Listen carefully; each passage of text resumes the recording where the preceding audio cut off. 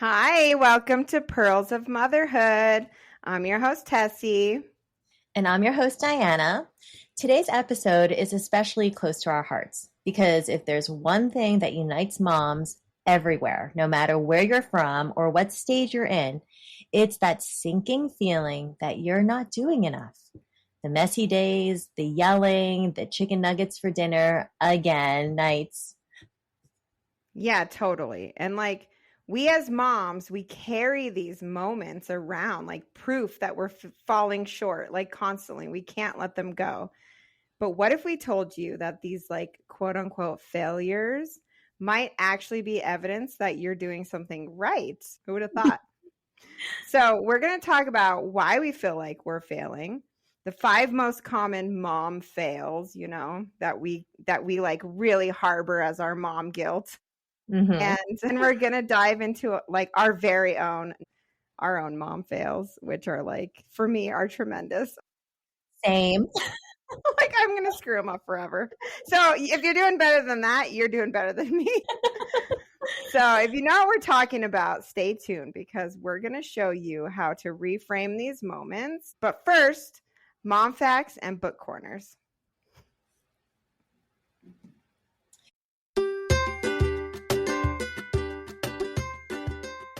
Here is a fascinating mom fact backed by neuroscience.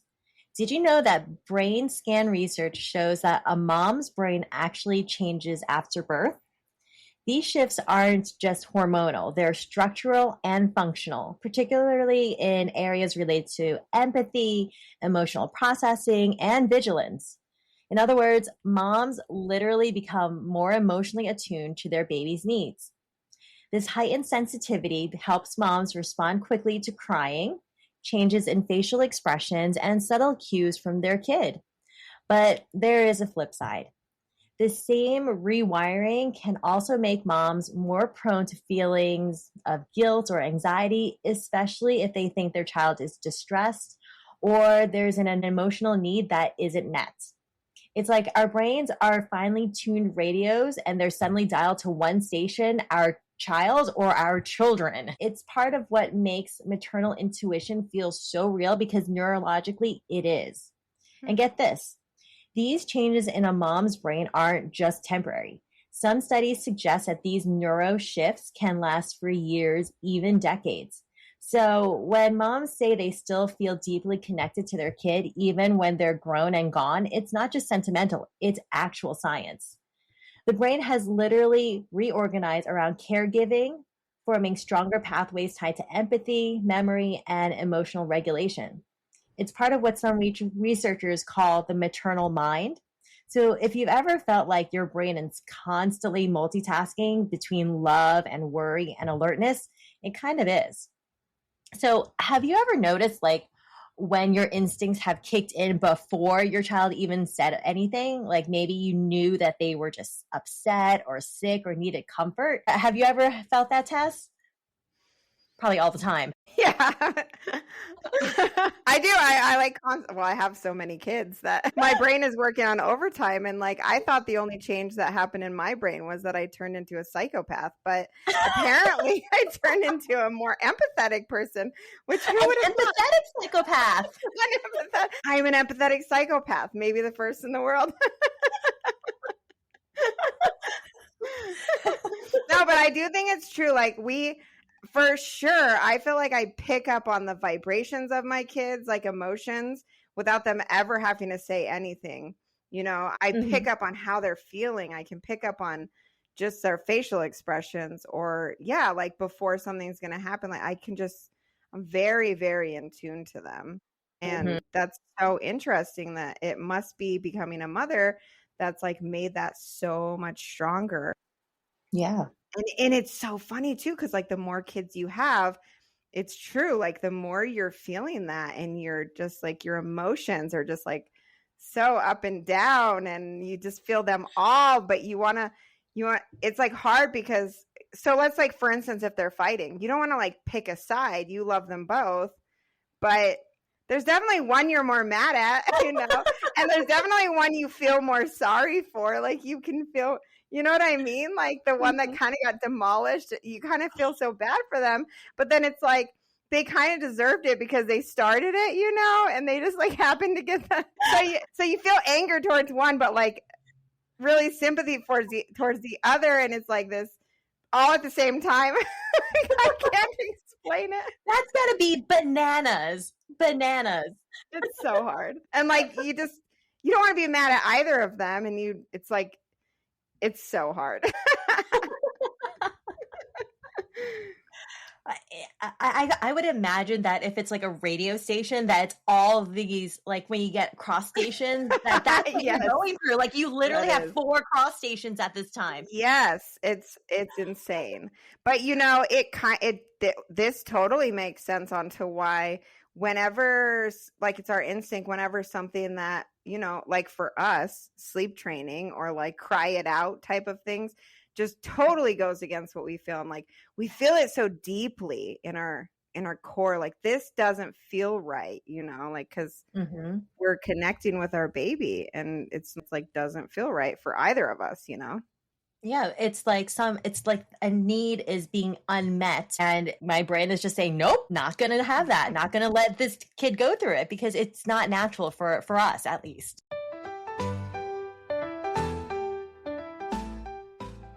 So in book corners this week, I'm just going to do a book that my boy's reading in school right now. It's called Red, Red, Red. It's a really cute book. It's like this little turtle, and he's running through the little village, and he's running past all of his friends who are working with all the color red. And he's like, I'm going to see something red, you know, and they're like, what is it? But he's in such a hurry because he doesn't want to miss it. And so he doesn't have time to stop and tell them. So then they're also curious. They like one by one, they start following him. And so it's really cute because he eventually leads them to this amazing sunset, which is the red thing that he's going to see. And so then all of them as friends get to like hang out and overlook like the little lake and look at the beautiful red sunset together. And so I just feel like it's like a cute book. It's a great book for like beginner readers, which is my son. And so because it repeats a lot, you know how like the beginner books, they repeat the words a lot. So you need that. Yeah, you need that when you're learning to read. I personally hate reading the repeating books. Like I skip them. I always skip the words that repeat. Or I make it up. I just make up words if I'm reading it to like my 3-year-old. But then if my like 7-year-old's reading it to me, I'm kind of falling asleep. I'm like, this word again? Okay, but you know, it's essential. It's a good book though for like beginner readers. I've never heard of it. It sounds really cute. You know what I always thought is those beginner reader books, I feel like they're always so challenging to write because you're using the same words over and over again and you have to tell a story, right? I never thought of that. And you have to tie it together while still using the same words. Yeah. And this one, red, red, red, right? Yeah. It's cute. Like one of his friends is like painting his roof red, and he's like, is it my roof? I'm painting my roof red. And he's like, no. And he just keeps running. And then so he's like, wait a minute, well then what is it? And then they all get curious too. They're like, I want to see. It's cute. It sounds really cute. Well, thank you for that.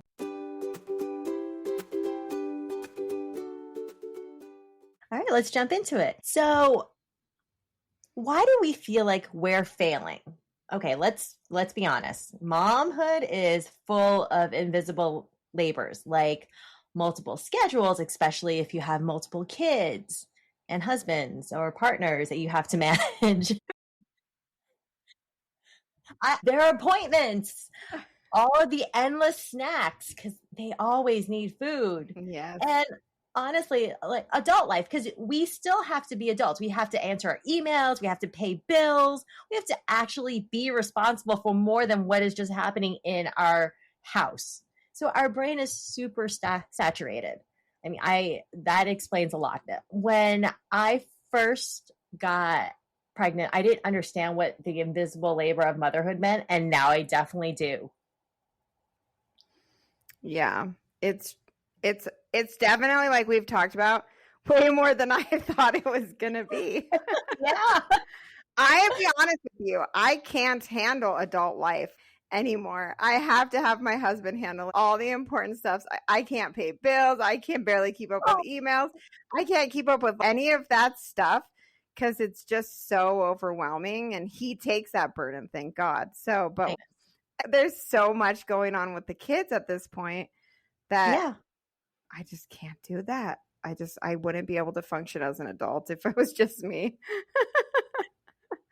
I marvel at that all the time. Like single parents, single moms, I don't know how they do it. They are beyond superhuman for me, because I still do all those things, but I only have one little one. You have four, soon to be five. That's bananas. And they're not little. They're all this big age range. So Yeah. they're humans. They're little humans that you have to keep track of. Yeah. So talk about your brain being saturated Mhm. 100%. And then on top of that, add the culture around us that Yeah. they like praise and almost like worship, almost like moms who supposedly do it all. But like when we're doing it all, we're like, no, the culture doesn't admit the cost of what's going on with that. And we're expected to parent like we don't work and work like we don't parent. And somehow we think the failure is ours when that's like not sustainable, like nobody can do that. No, no one can. There's actually a 2013 study called the paradox of the happy working mother, where they found that working moms often experience like this double bind feeling where they feel guilt for working and guilt for not having it all. And the study really found that the role overload and the unrealistic expectations contribute heavily to that guilt. And again, it's obvious because we all feel it, but I mean, that's the study right there. There is something to back up what we're feeling. And that's awful because I know I'm not working outside of the house right now, but I do feel guilt when I'm doing things like paying a bill because I have to keep the electric on. But I feel guilty because I'm not paying attention to her. And then it's just double-edged sword. Yeah. I know. Like I said, I can't even handle the adult things in my life at this point in my life. And I could not imagine if I had to go to work. And what role would that take on my physical body? I feel like that's a huge contributor too, is us Mm-hmm. trying to do it all, trying to keep up to society's standards, and then feeling guilty. Like I feel guilty anytime I'm away from my kid. I feel guilty anytime I take a phone call. Yep. But at the same time, there does need to be a balance. They need to realize that they're not the center of the universe, and they shouldn't be the center of the universe. And so finding that balance is really important, but it's prioritizing that balance. You know what I mean? Yeah. Focusing on what's actually truly important, and then don't mess with the rest. Yeah. That's my I'd love philosophy. to know how moms who are doing it all, like how do you balance it? How do you find that, you avoid the breaking point? Does something have to give? Please let us know. Because Tessie Yeah. and I are not on that end, and we would love to know how you do it because it's so admirable. Yes, or especially I always think all the time, single mothers, how do single mothers do it?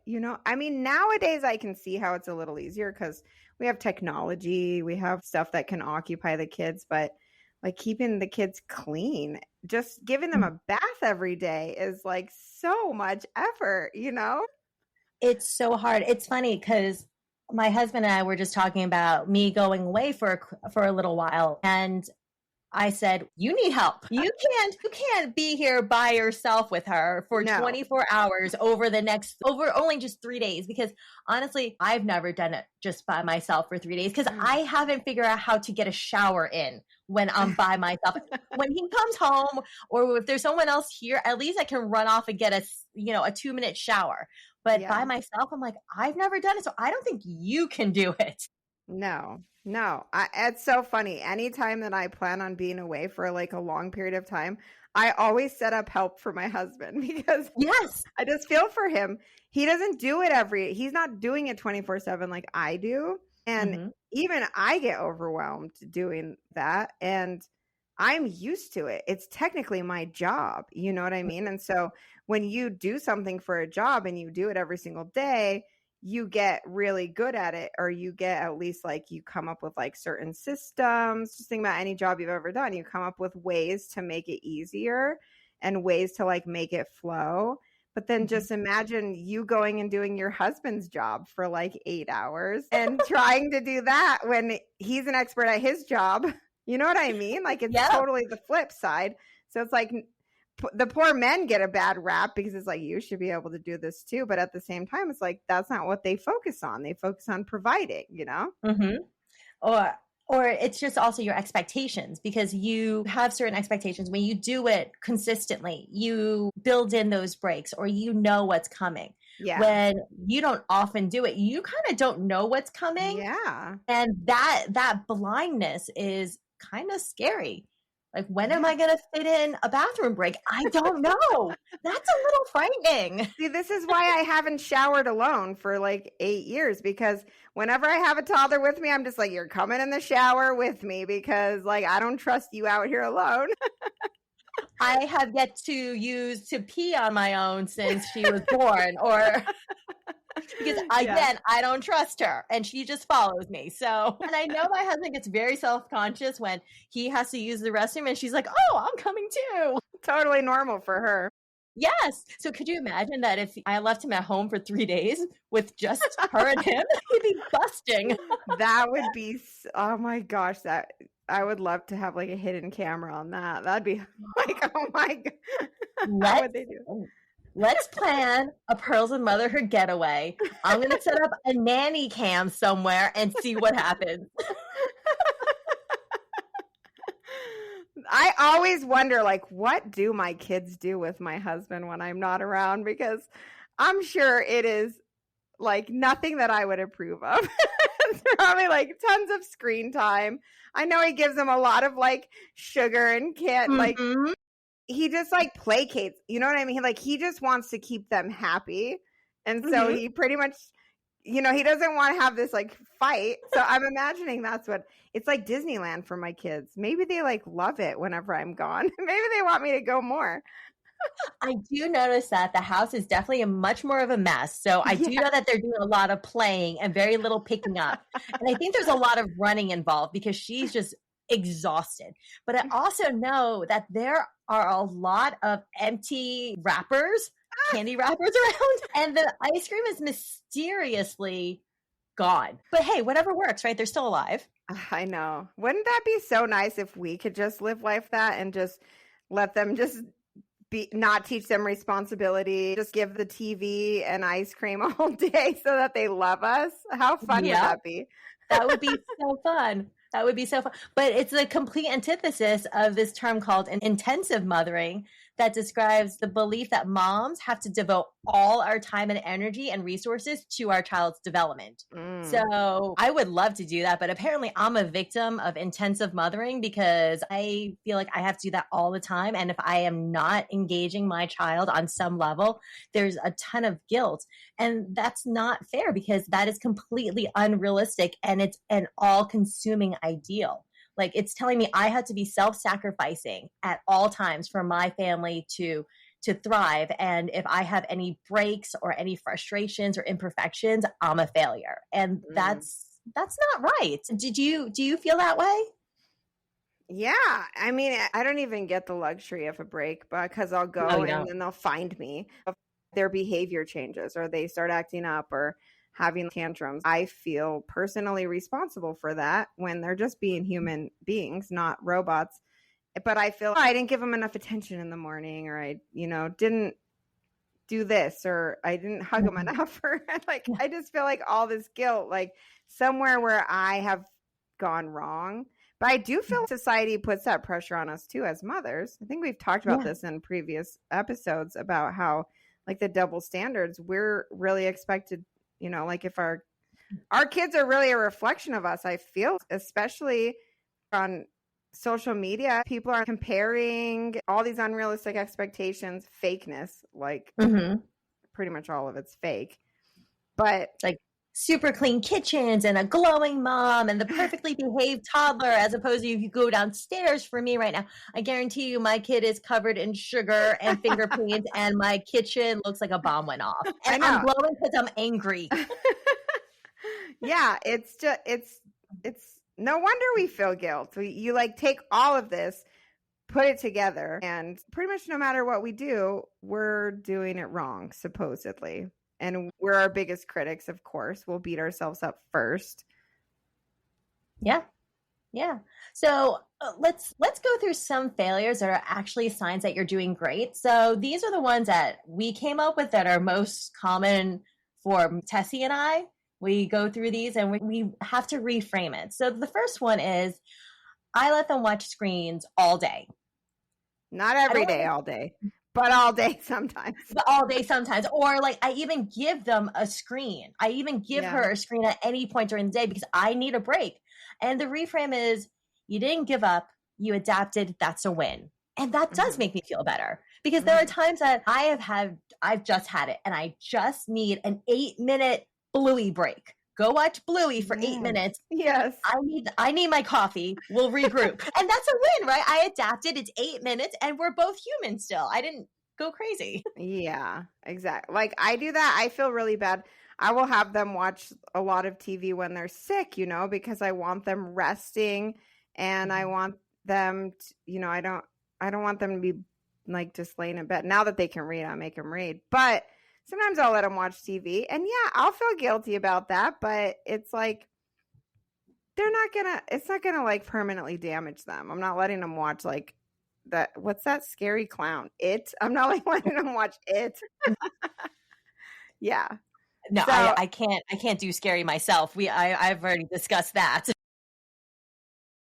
Yeah. So another one is like, I forgot something important. Like that's the story of my life. I forget everything. Even if it's on my calendar with a reminder, I still forget. I mean, reframing that, you're just managing a mental load no one else sees. So sometimes things slip through the cracks. You're also human. You're also not perfect. So that doesn't mean that you're failing. It just means that you're human. Yes. I have a very short checklist now for when I'm leaving the house. Car keys and with house keys, phone, child. Not in that order. Mine's in that order. No, I'm just kidding. It's my order is flexible. As long as I get to 3, it's okay. I'm like, which child's annoying me today? Oh, okay, well, you're last on the list. No, I love my kids. I love them. They do annoy me though sometimes. I think all kids can, honestly. They can be. Okay, number 3. I lost my because sometimes it can be annoying. We still love them. Oh my God, yes. I do that often because I am not naturally a patient human. I wish I were, but I'm not. But reframe it. Did you apologize after it? And that shows there's emotional intelligence on your part that you recognize that something went wrong and you are reading the room and you're trying to make it right. And you're modeling repair, which is one of the most important skills a kid can learn because we all make mistakes. It's about learning from those mistakes. And this one, my daughter sees me learning from a lot, unfortunately. I was not born with a fuse. Like there's 0 fuse, I'm just like, oh my God. And then I'm like, I don't actually know why I like blew up in that moment, but okay, well it happened. So we're going to deal with it. And also I do this to my husband. So sometimes I don't lose my patience at my daughter. I lose my patience at my husband because I just displace it. And then I have to apologize to him. And it shows her that we are human and that we work through things together, that we don't have a picture perfect marriage all the time, but we work through it. So that's another one. Yeah. I think that's such like an important thing too. Like my kids see me and my husband like loving each other. They also see us disagreeing and arguing, but they see both sides, so they don't have this unrealistic expectation of what a marriage is going to be, because it's not going to be perfect and it's not going to be easy. Yeah, because conflict is a normal thing in everyday life. Yeah. And we have to be able to face it and navigate it and make it right and move on together. Yeah, and I do tell my kids, like, these are like not qualities of mommy that you want to obtain. So like when mommy acts like this, just don't do that. Like this is how you can like learn how not to be. There's a line that goes through my head now from Friends, and I think it was Rachel saying, "Don't be your mother, don't be your mother." And oh my gosh, I became my father. And I so have done that so many times. So I'm thinking that that's what's running through my head. And I tell my daughter, "Don't be mommy, don't be mommy." And all of a sudden she's going to be daddy instead. Yeah, they could be my husband. He's super chill and sweet and patient and accepting. Mhm. He has like all these wonderful qualities. And I'm over here like I have no patience and I lose my temper and I'm annoyed at everything and I'm like, don't be mommy. Same. I would be fine if they all turned out like their dad. Perfectly fine. Please do that. If she was more like her daddy, that would be great too. Except for the messy monkey part. She is very very aware of that and wants to be more neat like mommy. So I'm cool with that. That's something you can train. I think so. So another one is number 4. I cried in front of my kids. That's like a big thing that I feel like some moms, especially older generation moms, they like never wanted their kids to see them cry. You know, like some moms are like that, like have to be super strong all the time, you know, and like portray this strength, which I think is like also good to portray strength. But, you know, when you do cry, which is human, you're teaching your child that like feelings are okay. Crying is human, that we don't have to hide it. We don't have to bottle it up, which is probably super bad for our emotions and our physical health too, bottling it up. And it's so funny. I stubbed my toe like really, really, really bad not too long ago. And I was actually crying. It was so bad. It like went into my foot. Like the pain went into like the middle of my foot. And I fell, and I'm pregnant. I also fell on the floor and all of this. And I was just like so upset at myself that I cried. And then my 6-year-old was like, I didn't know adults cried. But I know he's seen me cry before, but it was like really cute. Oh, he's so sweet. Which one was that one? Which kid? That was my 6-year-old. Oh, how sweet. Yeah. He is a sweetheart. Well, they're all sweet, but. And it's so funny. Like, have you cried in front of yours? Because mine all get like freaked out and they look at me. They get like super compassionate. And so this is actually a good thing. They're learning compassion. They're learning like caring for another person and trying to understand. And they're just like the sweetest humans. They are. Actually, I have cried in front of her, and it was because I was angry at her and I lost my patience, and I was apologizing to her later that evening. We were talking about it, and I just got really emotional and I started crying. And she goes, "Mommy, are you mad at me?" I said, "No, honey." I said, "I'm just sad that I acted that way in front of you." So it was a cross between those two fails. And she got a tissue and she handed it to me. She goes, "Mommy, don't cry. I take care of you." I'm like, "Oh, that's so sweet." See, so if you're out there thinking that like crying in front of your kid is a failure, it actually is like a huge learning potential. It does. And I think that for a lot of us, I know for me, my mom and dad never cried in front of me. Yeah, and same. Later on in life, when I became an adult and realized that my parents are actually just human, it's coming to terms with that. And it's like, your whole world is rocked. So I'm trying to make her realize, yeah, I am mom, but I'm still a human, and she can grow up knowing that I'm going to make mistakes, but I try my hardest. And that's the bottom line. That because I grew up thinking my parents were perfect. And then I realized they're not perfect. Yeah. And then you're like, whoa. At least for me, I was like, whoa. Well, it causes all kinds of like crazy, you're just like this paradigm shift that you have to go through. You're like, wait a minute, my parents are actually human. And then they didn't show you that your whole entire childhood. Like, but then all of a sudden when you're adult, you can see it. It's totally like a mind mess. You know what I mean? So like, don't do that to your kid. Show them that you're human from the beginning. Or maybe they're just dealing with his mind mess at a younger age and they don't remember it. Hey, that's even better. Then they won't resent you and hate you for being human once they grow up. Be like, oh well, blame you for everything. I don't know. I mean, they don't remember potty training. They don't remember learning to walk. They don't remember realizing mom's human. That's okay. Yeah. But they know it their whole life. Yep.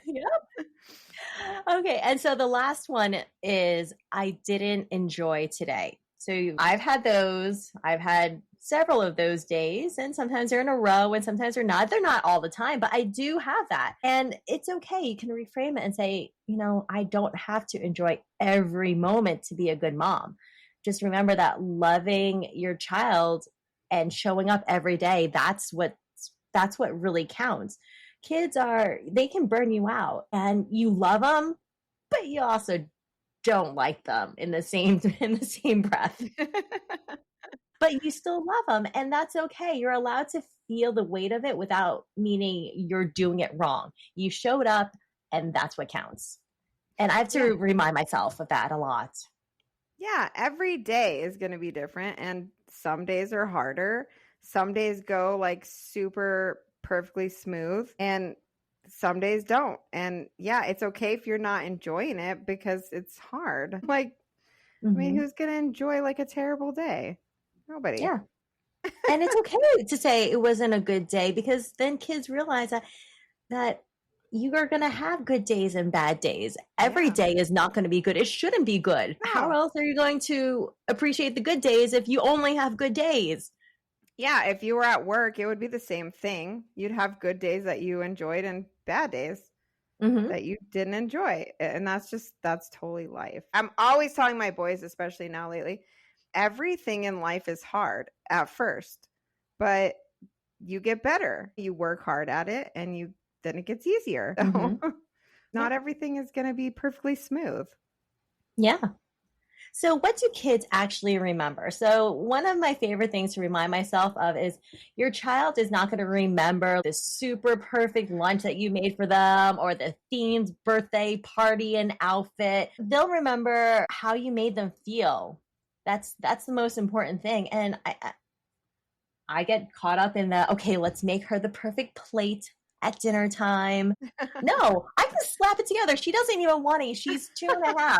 She tells me I don't want to eat, but here I am going, oh, I need to make the perfect dinner for you. No, she doesn't really want it. She just wants to play. So shove the food in her mouth and run after her and play. That's what I have to remember. And that's so hard to do, because it's that perfectionist in us that say, okay, all of our surroundings, everything we present them has to be perfect. In reality, we have to remind ourselves that it's the way that we looked at them, that we held their hand. And when the other day, she was really upset and she was trying to hold in her tears, and she just came up behind me and just buried her little head in my hip.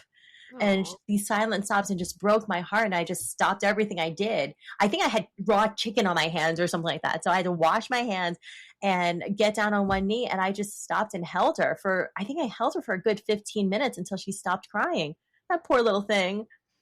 I know, broke my heart. That's such a human element. We're all like that. I think we all remember like how people make us feel. Our kids are humans. They're just little humans. And so that makes sense that they're not going to remember that my house, maybe they'll remember. I do sometimes wonder, like, what will my kids remember from their childhood? Will they remember me being a crazy psycho, like losing my temper, or will they remember like the good parts? I think they'll remember all of it. I just hope that they choose to remember the good parts and let the other stuff fade in the background.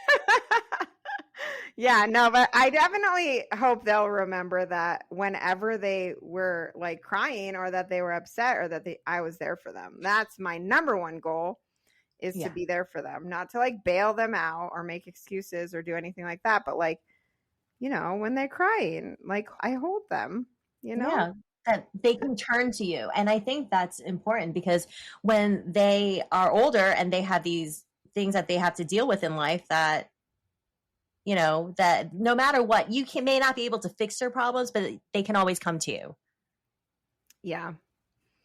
That's what they'll remember. They probably won't remember any. I don't know. Will they remember the 5 million monster truck peanut butter sandwiches they make me make on a daily basis, like in a year? Maybe. I don't know. Probably not. But maybe they'll remember peanut butter and jelly sandwiches and have like this good nostalgia feeling or something like that. Or they look at a monster truck and there's a good nostalgia to it. But it's the fact that you made them food. My daughter tells me, I don't want to eat it. All right, look, just take a bite and run. That's all I say. Just take a bite and run, okay? Hey, they'll remember that they were fed, hopefully, that they had like a loving home. Yeah, I hope. Comfortable bed. I don't know if they'll remember that, but I don't know. we'll I find don't out. know. Yeah. So personal fails. Okay, what kind of personal fails do we have that we can share with you? Tess, anything? Oh my God, where do I start? There's not enough time in the day. But I always beat myself up on what I would consider the big things, the mom fail when I am overtaken by my OCD, my perfectionism, or my temper. And I feel in those moments, I'm killing their spirits by being OCD, having these unrealistic expectations of perfection, or constantly nagging and nitpicking. It's not constant, but I mean, I'm pretty good at that. I'm pretty good at nitpicking. Same. And one of my big ones, though, was being way too overly cautious and scared with my first two and not giving them enough autonomy, and sitting back a little bit more. Whereas with my second two, I'm way more hands off, I guess you would say. And they're fine. They figure it out. Granted, they have the older two to look up to and learn from. So maybe there's an element of that where maybe I didn't necessarily do it wrong, but I feel like I was way too cautious, the first two times around. And they, even like in their just the way that they expect from me, they want me to do a lot for them. Whereas my second two want to do a lot for themselves and do. They just figure it out. They don't even ask. My first two still ask me to do all of these ridiculous things that they can still do on their own. And here my 3-year-old just goes and does it, so I kind of beat myself up there and then doing too much. And you know how it's all about tone when you talk to people, like in general. And I've always really tried to have like a really kind tone, even if I'm mad or even if I am scolding them. I try to do it like firm, but kind, not harsh, rude tone. But sometimes it comes out and sometimes I sound super annoyed, and I feel like that's like a huge mom fail. And then I feel guilty. And then I'm talking to my husband about it, getting some therapy. Like, I'm such a terrible mom. And he's like, you're just a human. And probably in your own head, it sounded worse than it actually came out. Hopefully, because it's mostly with my 3-year-old that I get like, I don't know why I do that. He's just so independent. And it's like, I don't want you to be this independent, dude. Like he's literally climbing the knobs on the kitchen drawers. We have 3 drawers in a row for our pots and pans, and he's climbing those to get up on the counter and stuff. And I'm like, don't do that. He's like a spider monkey, Oh my. Time to take him to a climbing gym, I think. Yeah. So he's turning 4 in July, and I asked, what do you want to do for your birthday? And of course, he wants to go to a trampoline park. Of course. So there you go. That's my child summed up. I love it. I love it. What about you? What do you feel? So many. Just like you said, where do I start? All right. So I think my first mom fail I ever felt was when I had to pump, because at first she latched and then I gave her a bottle early on, which everyone told me not to do, but my kid was hungry and I was exhausted and I didn't know if I was producing milk. So I gave her a bottle and she downed it. She loved it. You have to work harder at the breast to get the milk. And she's smart and said, no, I don't want your breast anymore, Mom. Like she was a week old and said, no, I'm done with you. And so I had to pump and I felt like such a failure. And thank goodness my mother-in-law was there, because she said, honey, as long as she's fed, it doesn't matter. You just pump. That way you know what she's getting and she gets the best of both. What's the big deal? And at the moment, I felt like such a failure because all I could think of is breast is best, breast is best. And in truth, it's fed is best. I grew up on formula. I was not nursed because that wasn't the thing in the 80s for a while. It's like, you don't nurse your kids. So my mom was like, okay, well, here's formula for you instead. And I turned out just fine. Yeah. And I had to remind myself of that. So that was my first one. Oh, pacifier. I thought I so read into giving her a pacifier. Do I give her one? Do I not? I read so many studies. I went through this dark rabbit hole and I asked friends, I asked family, I read blogs. I stayed up in the middle of the night researching studies of do I give her a pacifier or not? And in the end, and I felt like such a failure. Like she's self-soothing. I was reading too much into it. Like, oh, well, I don't want her to cope with food. Literally, she was born 2 days ago. Yeah. Okay, not just me. I say the same thing. But still, I just read so much into it, and I felt like such a failure that I couldn't make a decision. And in the end, she ended up making it for me. So I bought a pacifier. And then that's another thing. I bought a pacifier, went down a rabbit hole of which pacifiers to buy, finally selected one after I think 2 sleepless nights of reading stuff. And I went to change her diaper in the middle of the night. I didn't want to wake up my husband because she's crying, of course. So I put the pacifier in her mouth, trying something just to keep her quiet, just to change her. And then I give her a bottle. And I put it in her mouth. She looked at me, spit it out, and screamed even louder. It's like she communicated to me, like, where is the food, woman? And screamed even louder. So she didn't even want it, but I felt like such a failure by not making a decision. And she made the decision for me. Yeah. Sleep training. We know all about that one. Mm-hmm. We talked about that one. Do I let her cry it out? Do I not? Am I being a bad mom by coddling her too much? Am I abandoning her? I didn't know. Oh, diaper rash. So her first really bad diaper rash, I felt so much guilt. It's not anyone's fault. Kids get diaper rashes. And I felt so horrible. It wasn't a bad diaper rash. It wasn't like his skin was peeling off or anything like that. It was just painful. Yeah, it hurts. And I gave myself such grief on it. And my husband looked at me and said, honey, she's going to go through more discomfort in her life than just a diaper rash. It's fine. She's going to heal and she's not going to remember this. But I felt so guilty. I thought, oh, did I not change it in time? Is it because I changed the wipes or should I be putting diaper cream every single time? No, it happens. Mm-hmm. Yeah. The time I tossed her at her dad because I was just so frustrated with her, I basically chucked her. Thank goodness my husband has great reflexes and he caught her because I was just so done. And yeah. I just needed time. And then I felt guilty about needing that time. I felt guilty about tossing her, but I didn't really toss her. He could read the room. He was there to really take her. But to me, I like chucked her, but I didn't. You know what I mean? And this was a big one. Watching the Shaken Baby video. So when she was super young, she would just cry for no reason. I couldn't get her to stop crying. And I know shaking your baby is bad. And one night, no, it was an afternoon. I had not slept, I think 2 or 3 nights because we were just going through some sleep changes. And it was nap time. My husband was at work and she just would not stop crying. And I wanted to shake her.